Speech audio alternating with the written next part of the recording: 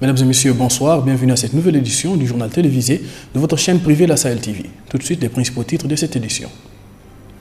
TASIAS fête son développement par l'annonce de nouveaux licenciements.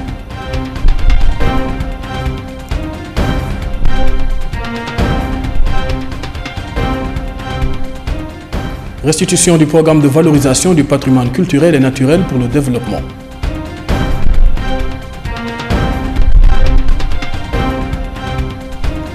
Le tourisme environnemental, le Bandarguin a laissé.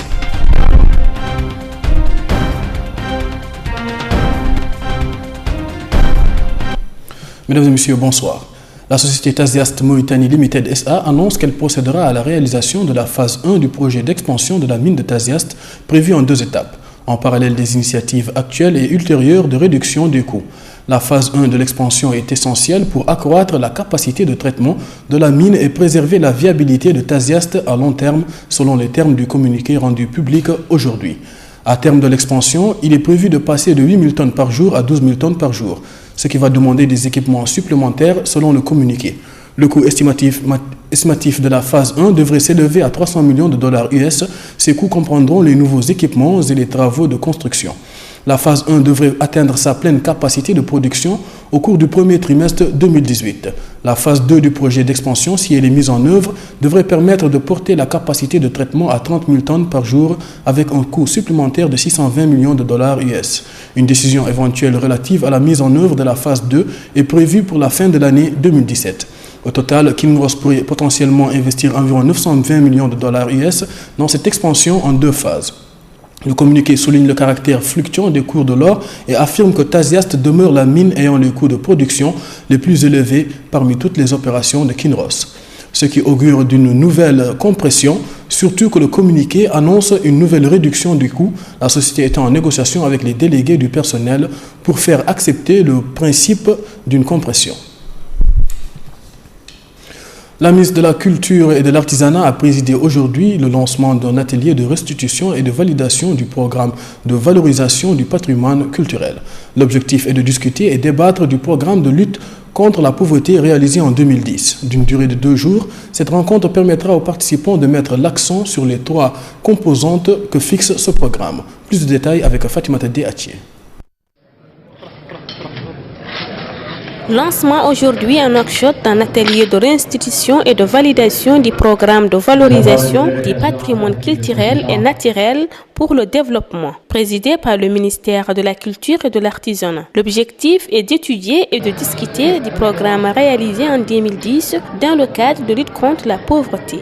En effet, cette étude est réalisée par des experts pour une durée de 5 ans pour financement d'un montant de 110 millions de dollars, soit près de 30 milliards répartis entre les 3 partenaires, à savoir l'État mauritanien de 15 milliards sur 5 ans, soit 50 millions de dollars, à raison de 2,5 milliards de guillards par an. La Banque mondiale de 25 millions de dollars et de l'Union européenne de 20 millions d'euros, soit 25 millions de dollars. Dans son discours pour la circonstance, la ministre de la Culture et de l'Artisanat a expliqué que l'objectif principal de cette étude qui fait l'objet de restitution pour discuter et approuver est à la création d'une dynamique économique locale qui se base sur les potentialités culturelles et naturelles des régions et des habitants pour assurer un environnement à même de lutter contre la pauvreté et participation à la fixation des populations dans leur territoire.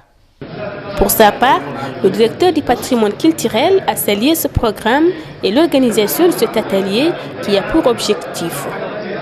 Le ministère de la Culture, à travers cette étude et à travers cet atelier, réunit tous les concernés, les élus, la société civile, les autorités administratives, tout ce monde pour discuter, débattre le contenu de cette étude, afin de réaliser au finish une étude complète qui peut être exécutée très bientôt pour bien mettre en place un programme qui concerne tous les sites cibles par l'étude et qui pourra créer non seulement une véritable orientation de conservation et de mise en valeur du patrimoine, mais aussi créer une économie locale qui prend en considération ce potentiel culturel et naturel.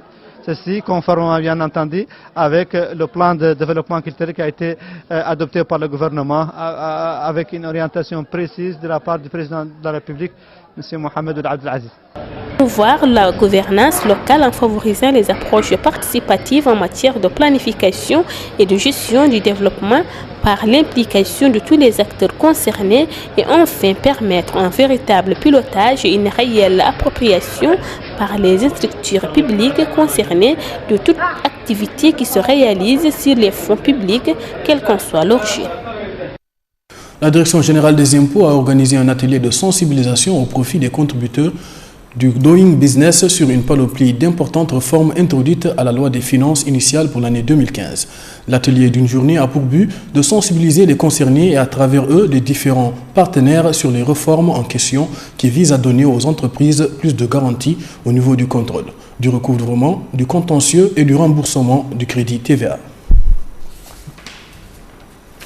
Une réunion régionale pour le renforcement du rôle des communautés locales dans la gestion et la conservation des sites du patrimoine mondial dans les États arabes s'est tenue au parc national du Bandarguin de Nouakchott du 27 au 29 mars courant, organisée par le Centre du patrimoine mondial et le Bureau de l'UNESCO pour le Maghreb en collaboration avec le parc national du Bandarguin.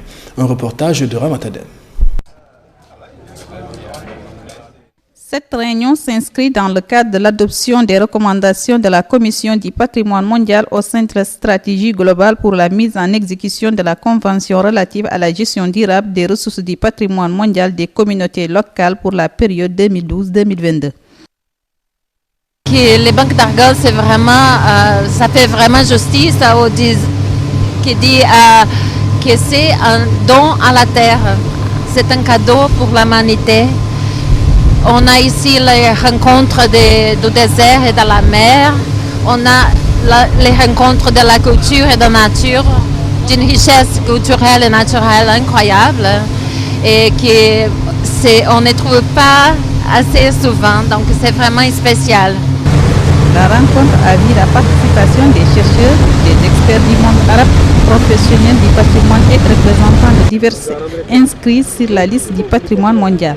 Elle vise également à définir le cadre où l'on doit inscrire l'action de ces communautés locales en plus de l'établissement d'une étroite coopération entre les autorités publiques et les organisations de la société civile. Cette réunion vise aussi à attirer l'attention sur le rendement économique de la participation des populations locales à la gestion du patrimoine mondial, notamment en matière d'artisanat et de tourisme durable, en plus de l'intérêt que représente l'expérience du parc national du Bandarguin. Du Bandarguin et avoir eu la chance pendant 2 jours d'écouter des Imarguennes qui parlaient de leur territoire avec autant de fierté, autant de passion, une très forte identité, des pratiques traditionnelles encore en cours. Et je pense qu'on a ici tous les ingrédients pour développer un tourisme durable, de l'écotourisme, qui profitera aux populations locales. Les résultats et recommandations de cette réunion sont traduits en un plan d'action régional pour améliorer la mise en compte des communautés locales et consolider leur position comme acteurs majeurs dans la gestion et la protection des sites du patrimoine mondial dans le monde arabe.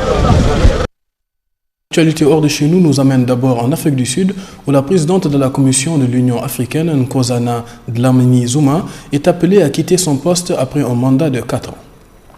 Selon les conversations au sein de l'ANC, Dlamini-Zuma retournera probablement en Afrique du Sud afin de déposer sa candidature pour la direction de l'ANC.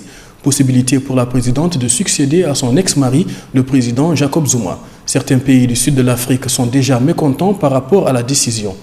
Le nouveau président sera élu au sommet de l'Union africaine à Kigali, au Rwanda, en juillet prochain. L'épidémie d'Ebola en Afrique occidentale ne constitue plus une menace de santé publique internationale. L'annonce de l'Organisation mondiale de la santé met également fin à la réaction d'urgence internationale mise en place depuis 20 mois. L'OMS insiste tout de même sur la nécessité d'un maintien d'un niveau élevé de vigilance. Le communiqué de l'OMS fait état de la présence de centaines de ces personnels expérimentés dans ces 3 pays qui sont la Guinée, le Libéria et la Sierra Leone et qui sont prêts à contribuer au genre de riposte d'urgence nécessaire pour interrompre rapidement les chaînes de transmission et pour la première fois dans le cas d'une épidémie d'Ebola. Les différentes ripostes nationales et internationales sont suffisantes pour contrôler de manière assez rapide les potentiels nouveaux cas. Le communiqué de l'OMS rappelle toutefois que la probabilité d'une propagation internationale par voie aérienne est aujourd'hui quasi inexistante. Voilà ce qui met fin à cette édition que j'ai eu le plaisir de vous présenter. Retour sur les principaux titres de ce journal. TASIAST fête son développement par l'annonce de nouveaux licenciements.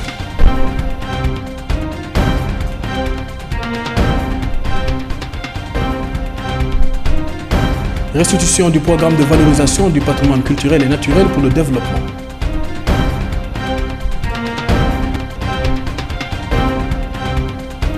Le tourisme environnemental, le banc d'Arguin a laissé.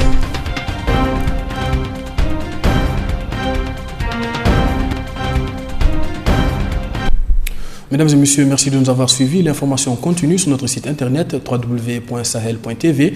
Merci à Bokrine Sedir et Malik Si ainsi qu'à toute l'équipe rédactionnelle pour la confection de ce journal. Merci et au revoir.